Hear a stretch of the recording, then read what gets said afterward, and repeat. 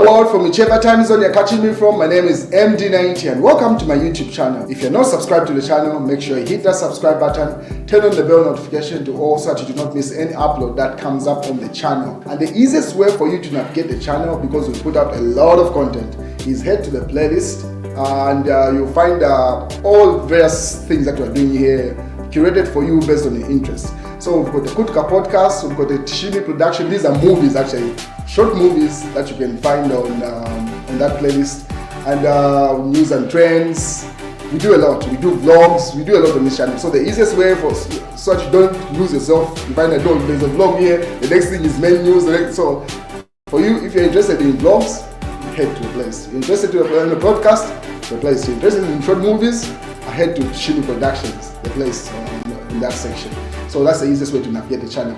Any other details that you need to know about me in the About section. If you need to contact me, every video has all my details that you need. Just check the description section. You'll find all the contact details or the About section. Otherwise, I'm glad to have you on this channel and share the videos that you'll find your interesting conversation.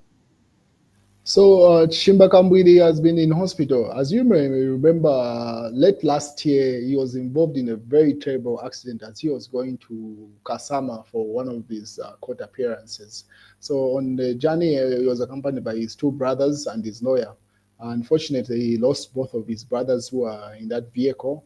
And since then, he's been battered in health centers. He was evacuated from Kasama at the time. Brought to Mainasoko, and then he was just recently discharged. So the last time that we saw him should have been, if not early January or late December, where he was making an appearance in one of the court cases here in Lusaka.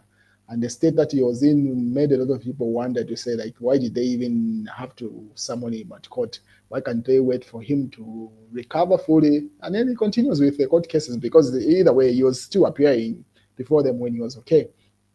So he shared his experience. This is the picture that was recently trending of him in hospital.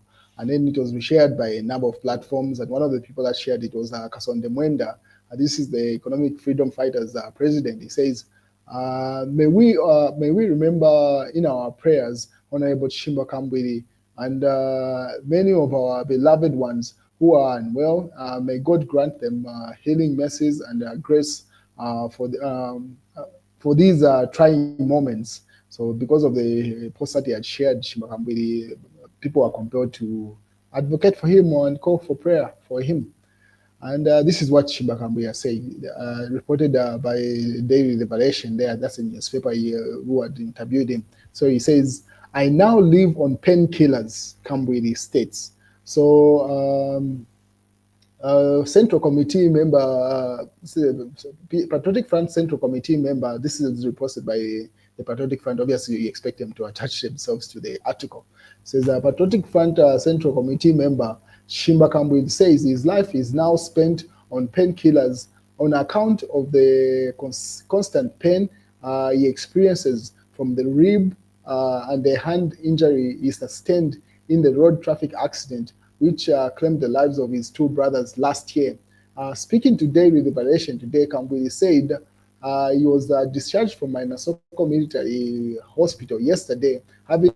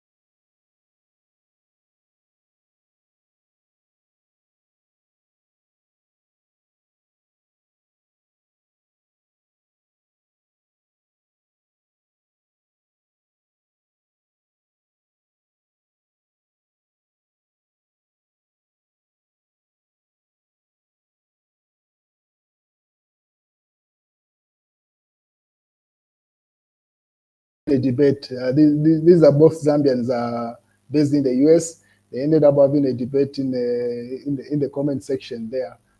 So George Mutonga and Mashaka Kashambatwa ended up debating there. So George Mutonga responded to him, "How is this hate speech?" Meaning that statement that was put up by that newspaper. How's that hate speech? To which Masheke responded, saying, "Every time you use tribe to insinuate one tribe is being favored over another is a form of hate speech. You of all people should be condemning this. You know that you know what is being implied here." He says, "You really think that President Hakainde Hichilema demanded that a number of members be reduced in favor of Tongas?" He asks him. "That's absurd. Come on, George," he tells the other guy. Even if you want to sound balanced on supporting or against the president," he asks, "No, come on." So they're having a personal debate there. What is the Mausampa?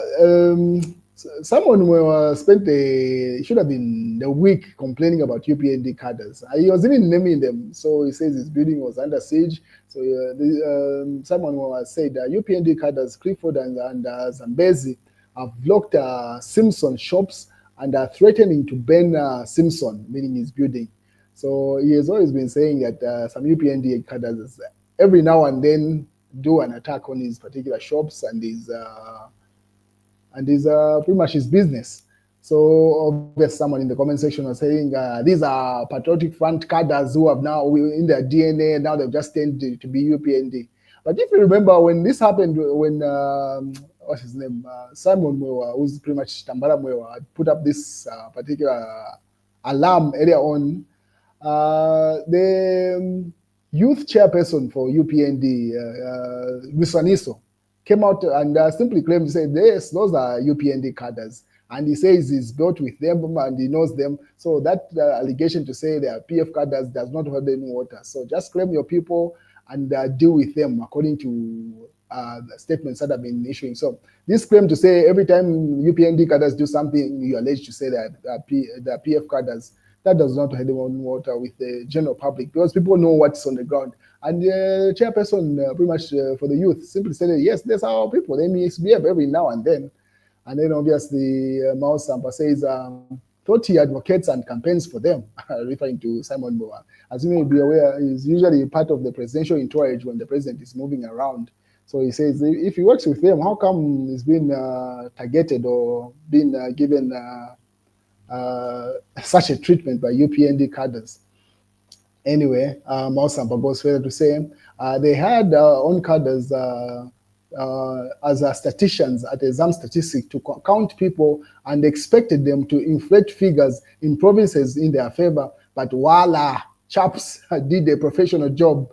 The case of Dr. Chore Wayani crying after realizing in 2026 rigging there is no. So those are allegations coming from Matero Member of Parliament saying why people have been fired in that department is because they wanted them to inflate figures in favor of the government, and that's why.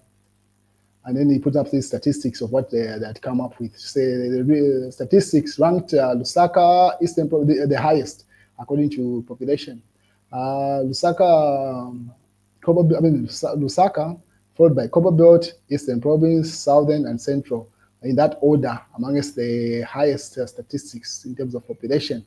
And obviously, some statistics media reports unacceptable government. So government responded immediately in the Zambia Daily Mail. Government has dispelled as unacceptable reports by some media houses claiming that President Hakainde Hichilema issued instructions or directives over instructions over the recruitment of at the Zambia Statistics Agency on tribal grounds. Minister of Finance and National Planning, Msokotwane, says President Hakainde Hichilema never instructed anyone to recruit, replace, or separate a person at the agency on tribal grounds. Dr. Msokotwane said that the narrative being peddled by some media outlets is unacceptable and shouldn't be accepted pretty much from the public discourse as contemptuous as it can be. And then the president does not get involved in the operations of ZamStats because that is the responsibility or management of the board. And as the law stipulates, he said in the online statement there. So that's the statement coming from Stumbeko Msogotwane. And then what else is in the news? They do not learn that since 2021, all political opponents they have thrown into police cells, none has come out broken. And if anything, become even more fearless, stronger, and resolved. They come out free education training in resilience skills. That's Mao Sampa. Mao Sampa has gone in hard against the UPND. I don't know where they fell off.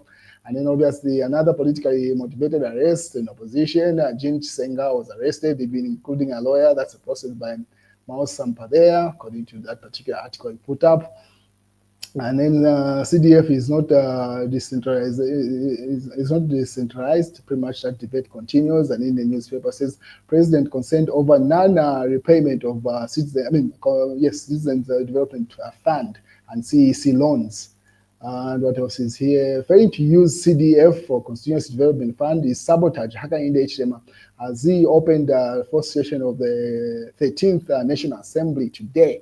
That's a statement coming from the head of state, and that's the news, ladies and gentlemen.